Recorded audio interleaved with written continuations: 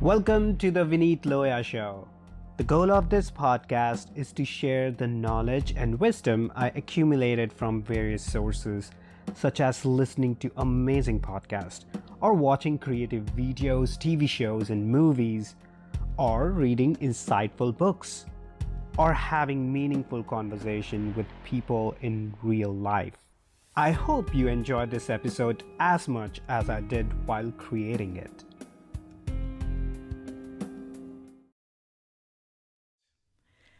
Crisis is a test of character.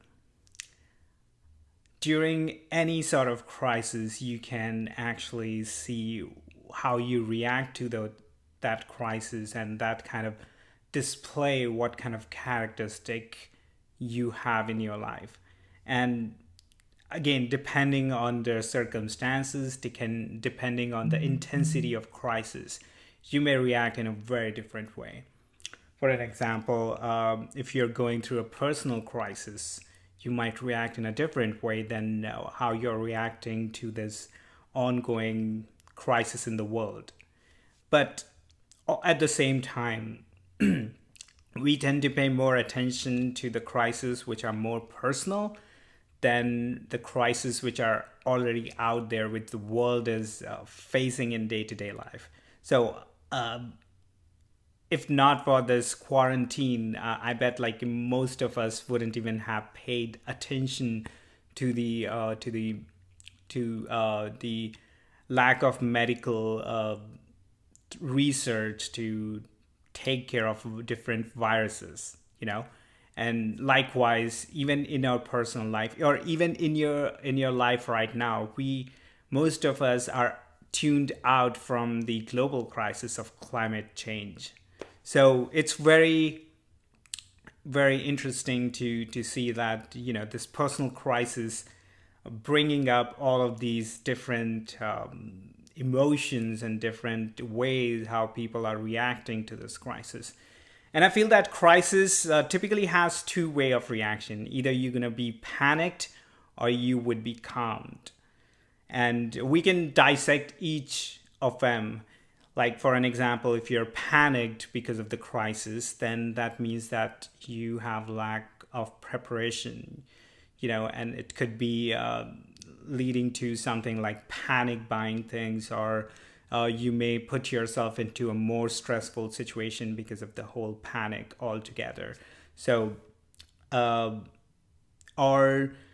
in the panic situation, you might have a more distrust on yourself, or also distrust on, say, government or the society in general. So the basic feeling is coming out of distrust, and that's why most of the people tend to behave selfishly. They want to latch on to the things which are important for them rather than what's good for the society in general. And that's one of the challenging thing going through this crisis, because you can see people who are still acting selfish and don't want to lock themselves in, and they don't care about virus infecting them per se, but most importantly, they don't care about them infecting other people. So that emotion of distrust is a panicking emotion, because if you are calmed, which is the other reaction of a crisis, if you're calmed, then you would be reacting from trust, because you trust yourself that you will handle the situation, and at the same time you trust the society that together collectively we will deal with this situation, or trust that on institutions, or wherever, but you trust whenever you're acting from this calmness. And at the same time, you better prepare for the crisis as well. So the other reason why you could be calmed is because you're anticipating the crisis, and you have prepared yourself mentally, physically, financially, emotionally, or, you name it. And then at that point, you're not acting out, stressful. In fact, you're looking for opportunities, because chaos is a ladder, as the great Littlefinger from Game of Thrones said. in the crisis, there are the silver lining of hope and opportunities. So if you are better prepared, then you would be looking at the opportunities instead of all the crises, or all the, you know um, all the things which were affected by the crisis. And I get it. These are some of the internal templates, and depending on where you are in life, you may react in one or the other way. And also, it depends on a lot of different contexts. Like, in a personal crisis, I may react differently than a social crisis, or the climate crisis, because there are different layers to this. For an example, if I were to, let's say, lose my job, and let's just say if I don't have any means for sustain myself, and top of that, because I'm an immigrant, this lack of job would mean that I would have very limited time here. So this is the one of the worst crises in my personal life could be, right? So if I start panicking in this situation and then act selfishly and try to grab onto whatever I can, I mean, that will not help to begin with, because then I'll be needy, and I'll just I guess burn myself. But on the other end, if I'm calmed, then I'll be able to look at the situation from a bird eye view, and I'll be able to see what opportunities lies ahead of me, and I can better plan myself out of this crisis.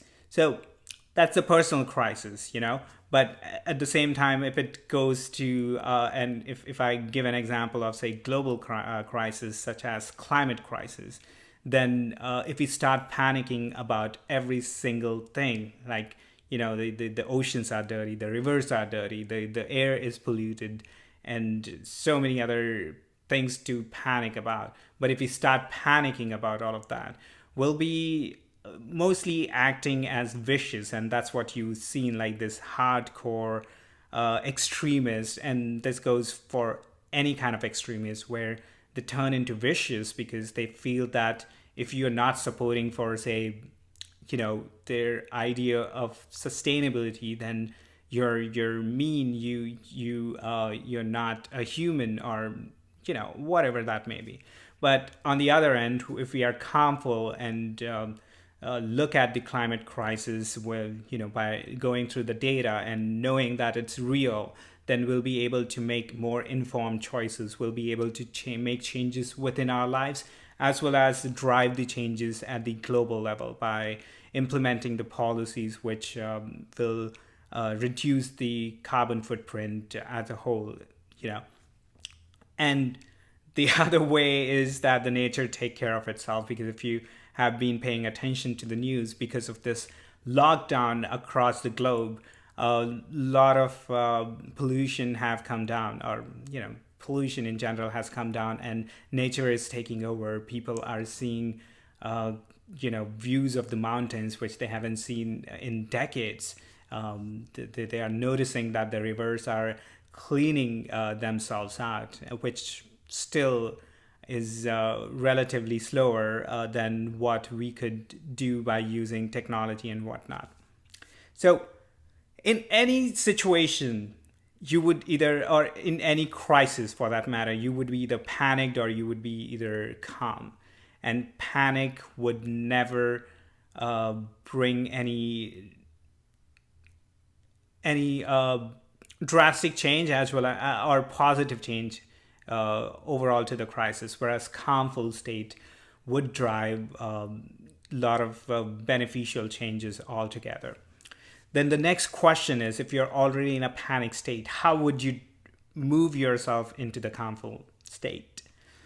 And that's a very interesting question, because there are different ways how you can leverage that. One and the foremost important factor is self-discipline. By being self-disciplined, you can make sure that regardless of the external factors, you would be disciplined about some of the aspects in your life. Tony Robbins said it really well that, raise your standards and using self-discipline, create these rituals and practice those rituals every single day. And when you tend to follow your rituals, you will get better at those, and eventually become successful, and whatever that means. And what kind of rituals you can follow, depending on where you are in your life, there are plenty of rituals which you can follow, which will move you from panic state to a more calmful state. One of the most important ritual is meditation and mindfulness, for sure, because both of these practices bring your awareness into the present rather than being focused in the past or focused in the future. You're focused in the present. And when you're focused in the present, you can take more action right now instead of planning for a specific action or resenting on action which you should have taken 10 years back. So definitely practicing meditation and mindfulness ritual will put you in a calm state, like relatively quickly than anything else. But on top of that, you can also start a new ritual of exercise and doing yoga or different breath works.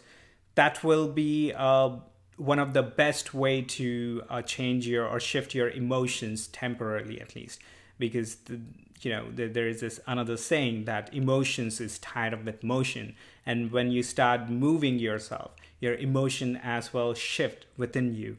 So exercise is one of the best way where you can not only shift your emotions, but at the same time you can add that healthy stress within your body. And every single time you complete a workout, I assure you that you would feel better. You feel better about yourself. You feel better about the world. You have this whole positive, energized feeling altogether. One of the other ritual which you can follow is sleep. And let me tell you, I'm guilty of not having good sleep for past few months, even now, but I cannot stress how important sleep is. Whenever I wake up with a fully rested sleep, I feel so energized. I feel that I have so much time and I can do so many different things within that day. So sleep is one of the best mechanism to kind of move yourself from panic state to a calmful state. And on top of that, if you feel that sleep is eating away your time, try lucid dreaming. And once you get better at lucid dreaming, you would observe that you can get more time in your life by being aware and being conscious within your dream. And then you'd be able to create your own dream world. You'll be able to complete the task which are independent of physical world. For an example, meditation. For an example, if you want to recall something or if you want to practice something like a skill, could be for in my example, there are plenty of times when in my sleep I imagine this world where I'm like standing in front of audience and performing my stand-up material. So lucid dreaming gives that extra time where I have complete control over my world altogether, and I'll be able to use that time effectively to improve myself or whatever the end goal I want to.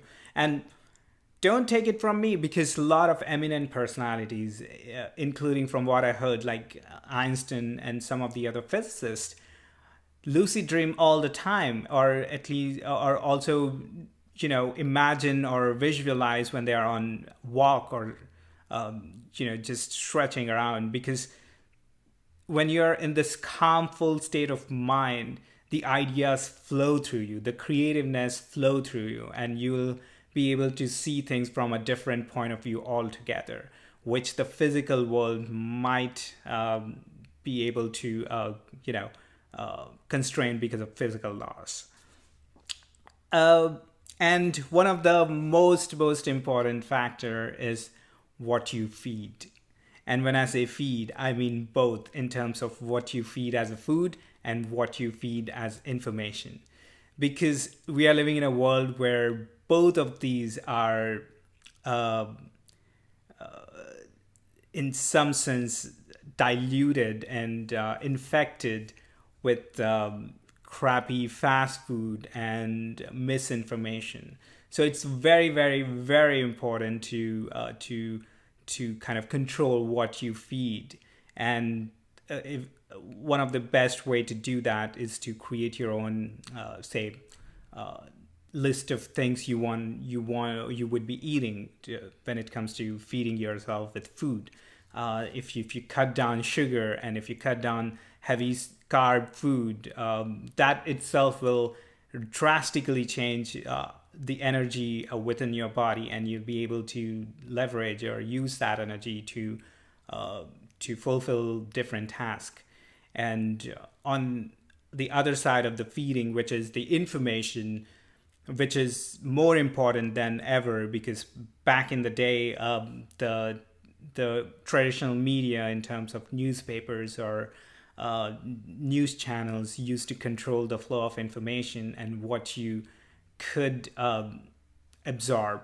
But now with the rise of the internet and social media at large, nobody have control over this information, which is a good thing. I feel that it's a overall positive because people like me can express myself very easily with, instead of like, being dependent on some channel executive or all the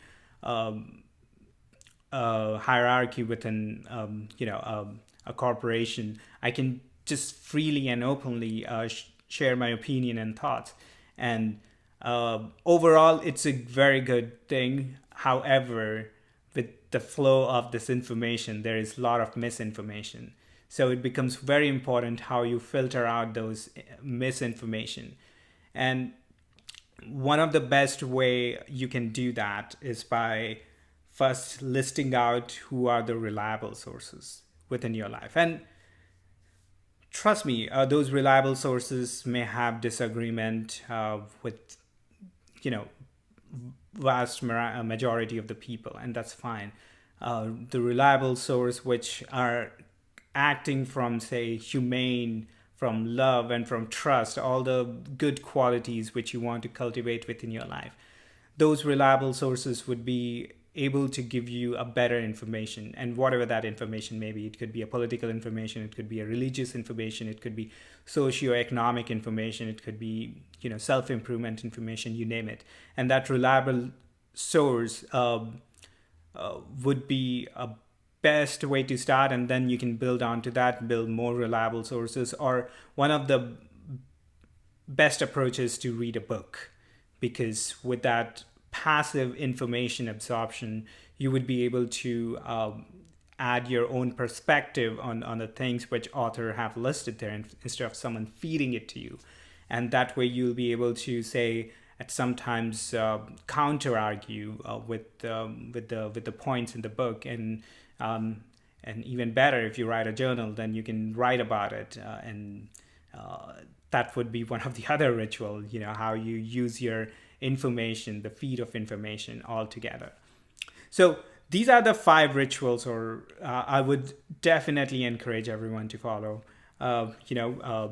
Take good amount of rest by sleeping, and following different restful exercises like massage, which is not an exercise, but different rituals, I guess.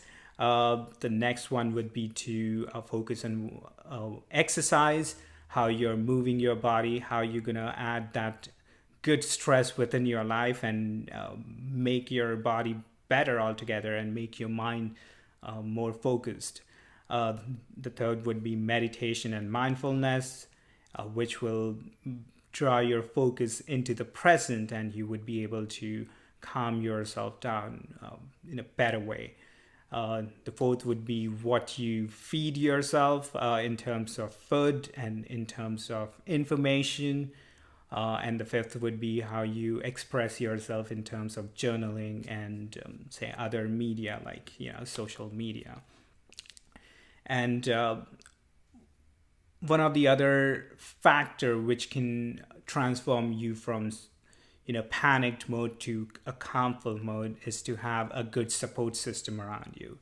And that support system could be your family, could be your friends, could be the virtual mentors, the virtual, again, reliable sources you soak information from, and then you can maybe like reach out to them and create this virtual support system altogether. So I hope that some of the pointers which I spoke about today help you to transform yourself from panic state to calmful state if you're not already calmed. And I hope that you will use this time to make yourself better. Think about it, like if you commit yourself to make better at least 1% every single day, then at the end of the month you will be 0.3% better than where you started, and at the end of the year you would be like 37% better than where you started. And you can literally calculate that by just use 1.01 to the power of how many days you want to figure out how much better you're going to be. And just by changing your life or improving yourself 1% every single day will transform your way of life altogether in the long term. Thanks for listening. I hope you find our one-sided conversation valuable. Kindly share it with people in your life. I would love to hear back from you. You can find me on Twitter and Instagram at Vineet Loya. Also check out my website vineetloya.com. Enjoy rest of your day and stay peaceful.